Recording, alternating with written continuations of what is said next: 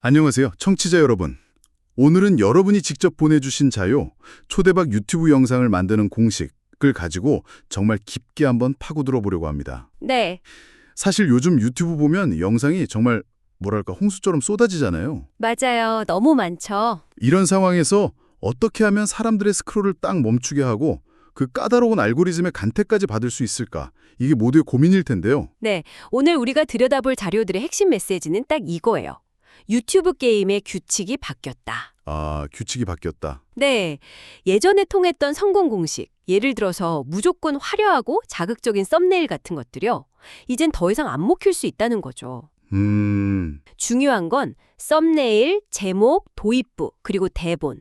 이 네 가지 요소가 따로 노는 게 아니라 하나의 잘 짜인 각본처럼 유기적으로 연결되어야 한다는 점입니다. 시청자의 경험 전체를 설계해야 하는 거예요. 하나의 잘 짜인 각본이라. 그 말이 확 와닿네요. 자, 그럼 그 각본의 첫 장면, 썸네일부터 시작해보죠. 네, 자료에서 가장 먼저 제 눈을 사로잡았던 주장이 썸네일이 예전만큼 중요하지 않다는 거였어요. 그렇죠. 이건 거의 유튜브는 썸네일이 전부다라는 기존의 통념을 그냥 뒤집는 말이잖아요. 이게 대체 무슨 뜻일까요? 바로 유튜브의 자동 재생 기능 때문에 생긴 변화죠. 아, 자동 재생. 네, 한번 생각해 보세요. 우리가 휴대폰으로 유튜브 홈 화면을 쓱쓱 내릴 때 썸네일을 직그려 쳐다볼 시간이 거의 없거든요. 맞아요. 멈추면 바로 영상이 나오니까. 돼서 영상이 소리 없이 재생되기 시작하잖아요. 그러다 보니까 썸네일의 역할이 바뀐 거예요. 어떻게 바뀌었죠? 과거처럼 이 영상은 이런 내용을 담고 있습니다 라고 친절하게 설명해 주는 게 아니라 그냥 하고 순간적으로 시선을 강탈하는 일종의 시각적 미끼 역할로요. 아, 그러니까 썸네일은 이제 상세한 안내판이 아니라 그냥 눈길을 끄는 느낌표 같은 거군요. 정확합니다. 그래서 자료에서도 썸네일 텍스트를 십자 이하로 확 줄이거나 아예 없애라고 조언하는 거고요. 네, 맞아요. 예시로 든 너덜트 채널을 보면 정말 그래요. 플러팅, 이상형 이렇게 단어 하나만 툭 던져놓고 바로 그 지점입니다. 너덜트 같은 숏폼 드라마 채널은 특히나 그 전략이 효과적이죠. 왜 그런 걸까요? 복잡한 설명 대신 플러팅이라는 한 단어로 호기심을 자극하면 시청자는 그 단어가 암시하는 어떤 미묘한 강정선이나 재미있는 상황을 기대하게 되거든요. 아, 시선이 썸네일의 강렬한 이미지나 단어에 딱 꽂혔다가 자연스럽게 더 구체적인 정보를 담고 있는 제목으로 넘어가게끔 그 동선을 설계하는 거예요. 그런데 여기서 진짜 흥미로운 건 유튜브의 테스트 및 비교 기능, 그러니까 A/B 테스트에 대한 부분이었어요. 아, 네네. 썸네일을 3개까지 올리면 유튜브가 알아서 제일 좋은 걸 골라준다니 정말 대단한 기능인데 단순히 클릭률만 보는 게 아니라는 점이 좀 충격이었어요. 그렇죠. 시청 시간 점유율까지 본다는 거죠. 네? 바로 그거요. 그게 핵심입니다. 잠깐만요. 시청시간 정률까지 본다는 건 정말 의외인데요. 네. 그럼 이론적으로는 클릭률이 15%로 아주 높은 낚시성 썸네일보다 클릭률이 10%로 조금 낮더라도 일단 클릭한 사람을 끝까지 보게 만드는 진정성 있는 썸네일이 알고리즘의 최종 선택을 받을 수도 있다는 뜻인가요? 정확히 그런 의미입니다.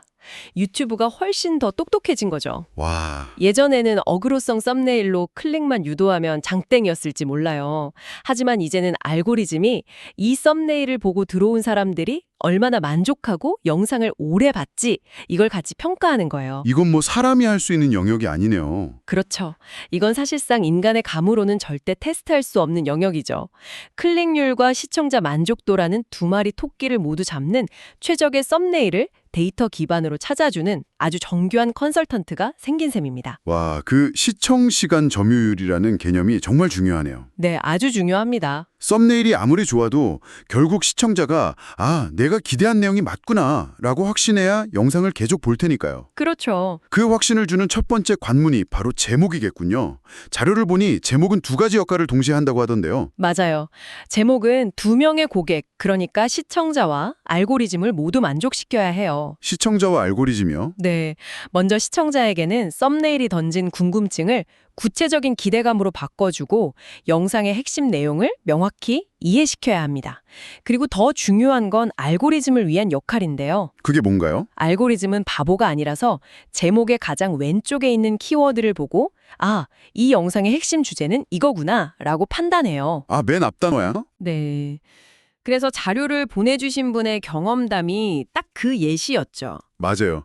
본인 채널의 모든 영상 제목을 유튜브라는 핵심 키워드로 시작했더니 알고리즘이 이 채널은 유튜브에 대한 정보를 주는 곳이구나 라고 확실히 인지를 했다고요. 그렇죠, 그렇죠. 그 결과 유튜브 관련 정보에 관심 있는 사람들한테 영상을 콕 집어서 노출해줬고 평균 클릭률이 1%대에서 무려 7%까지 꾸준히 올랐다는 그 경험담이 정말 인상 깊었어요. 네, 그게 바로 알고리즘을 훈련시키는 과정인 거죠. 훈련시킨다. 내 채널이 나는 이런 주제를 다루는 전문 채널이야 라고 제목을 통해 꾸준히 신호를 보내면 알고리즘은 점점 더 똑똑한 영업사원이 되는 거예요. 아, 우리 컨텐츠를 좋아할 만한 잠재 고객들을 정확하게 찾아서 데려오는 겁니다. 그렇군요. 그럼 썸네일과 제목의 역할 분담이 확실해야겠네요. 네. 썸네일은 시선을 끄는 미끼 역할을, 제목은 그 미끼를 문 시청자에게 당신이 기대하는 게 바로 이거예요 라고 확신을 주는 나침반 역할을 하는 거죠. 미끼와 나침반, 비유가 좋네요. 자료에 나온 마트에서 살아남기 예시도 정말 재밌었어요. 아, 네. 마트에서 살아남기는 그냥 상황 설명이지만 마트에서 하루 살아남을 때마다 1만 달러는 구체적인 보상과 규칙을 제시해서 기대감을 수직 상승시키잖아요. 그렇죠. 내용 이해와 기대감을 동시에 잡는 거죠. 그리고 특히 채널 초창기에는 이런 기대감만큼이나 검색을 통한 유입을 신경 써야 한다고 자료는 강조해요. 아, 검색 유입이요? 네. 예를 들어 유튜브 쇼핑 연동 기능으로 수익 창출하기 같은 제목은 너무 전문 용어라 소수만 검색하겠죠. 그렇죠. 아는 사람만 알죠. 하지만 유튜브로 빠르게 돈 버는 법이라는 제목은 훨씬 더 많은 사람들이 궁금해하고 검색할 만한, 즉 표본이 넓은 키워드잖아요. 그렇네요.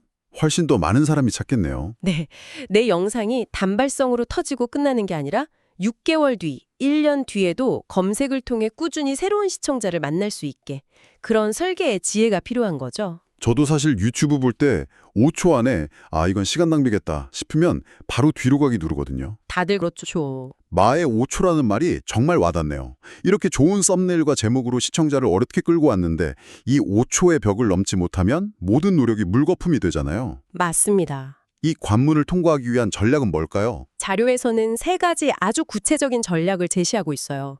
첫 번째가 약속 이행입니다. 약속 이행. 네, 아주 간단해요. 제목에서 한 약속을 영상 시작 5초 안에 바로 보여주는 겁니다. 시청자들은 제목을 보고 이 영상은 OA에 대한 거겠구나 라는 명확한 기대를 갖고 클릭했단 말이에요.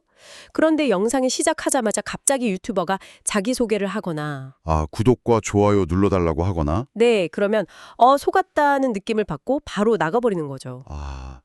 그 미스터 비스트의 예시가 정말 교과서 같았어요. 맞아요. 제목이 남자 대 여자 야생에서 살아남기인데 영상이 시작하자마자 첫 마디가 자, 여기 남자 5명과 여자 5명을 데리고 야생 한복판에 왔습니다. 자, 네, 가장 오래 살아남는 팀에게 50만 달러를 주겠습니다. 이렇게 바로 본론으로 들어가죠. 제목을 그냥 문장으로 풀어서 바로 말해주는 수준이더라고요. 한치의 오차도 없이 약속을 이행하는 거죠. 두 번째 전략은 호기심의 실마리를 던지는 거예요. 이건 일종의 영화 예고편 같은 건데요. 예고편이요? 네, 영상의 결말이나 가장 극적인 순간 혹은 가장 큰 갈등 장면을 0.5초 정도 아주 짧게 앞부분에 쓱 보여주는 거죠. 살짝 맛보기로? 그렇죠. 그러면서 이번 도전은 제 모든 영상 중 가장 험난할 겁니다. 같은 멘트를 던져요.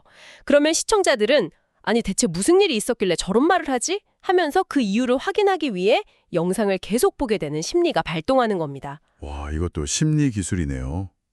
마지막 세 번째 전략은 투자 효과라는 개념이었는데 이것도 정말 영리한 방법 같아요. 네, 그렇죠. 이 영상 하나를 만들기 위해 제가 30시간 동안 해외 논문까지 리서치했습니다. 라거나 제가 3년간의 실패 경험을 모두 이 영상에 담았습니다. 처럼요. 네, 이 콘텐츠에 얼마나 많은 시간과 노력이 투입됐는지를 초반에 슬쩍 알려주는 거죠. 네, 일종의 심리적 장치인데요.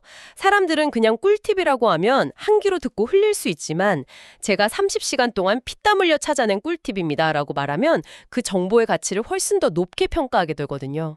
그렇겠네요. 집중해서 듣게 되고요. 이만큼 노력해서 만든 거니 당신이 투자하는 10분이라는 시간이 절대 아깝지 않을 겁니다라는 신뢰를 초반에 확실하게 심어주는 효과가 있는 거죠. 자, 이제 대망의 마지막 단계. 대본입니다. 네. 사실 많은 사람들은 대본이라고 하면 뭔가 화려한 글쓰기 기술을 떠올리기 쉬운데 자료에서는 그게 핵심이 아니라고 딱 잘라 말하더군요. 맞습니다. 중요한 건 구조이고 그 구조의 중심에는 시청자의 가치가 있어야 한다고요. 같이. 모든 콘텐츠의 본질은 결국 문제 해결에 있다는 게 이 자료의 핵심 철학이에요. 문제 해결이요? 정보성 채널만 그런 거 아닌가요? 아니요. 정보성 콘텐츠는 말할 것도 없고요. 심지어 브이로그조차 시청자의 지루한 해소, 나 대리만족, 간접 경험이라는 문제를 해결해 주는 거거든요. 아, 생각해보니 그렇네요. 그래서 대본을 쓰기 전에 딱 한 가지 질문만 스스로에게 던져보면 돼요. 이 영상은 누구의 어떤 문제를 해결해 주는가? 누구의 어떤 문제? 이 질문에 명확하게 답할 수 있어야 합니다.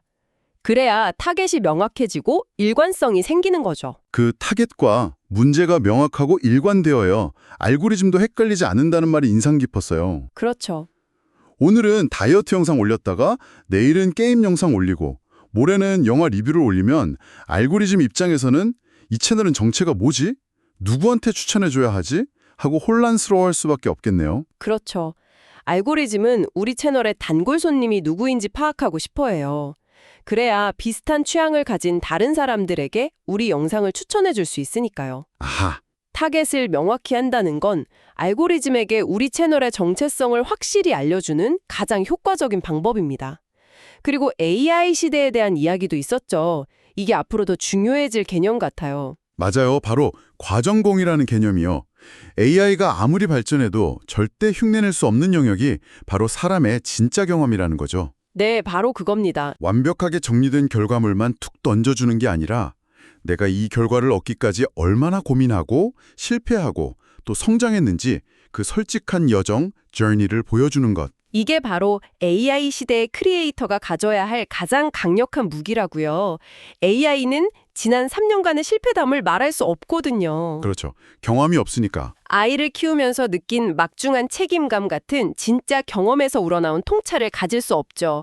그저 인터넷에 떠도는 수많은 정보들을 학습해서 그럴듯하게 조합하고 모방할 뿐이니까요. 자료에 나온 비유가 정말 기가 막혔어요. 어떤 거요? 유명 가수의 인쇄된 사인 CD보다 나를 위해 직접 한 줄 써준 서툰 손편지에 우리가 더 큰 감동과 가치를 느끼잖아요. 아, 맞아요. 크리에이터의 진솔한 경험담과 그 과정이 바로 그 손편지 같은 역할을 한다는 거죠. 네, 시청자를 단순 구독자가 아닌 나의 여정을 응원하는 찐팬으로 만드는 가장 강력한 힘이죠. 마지막으로 편집에 대한 조언도 뼈 아팠어요.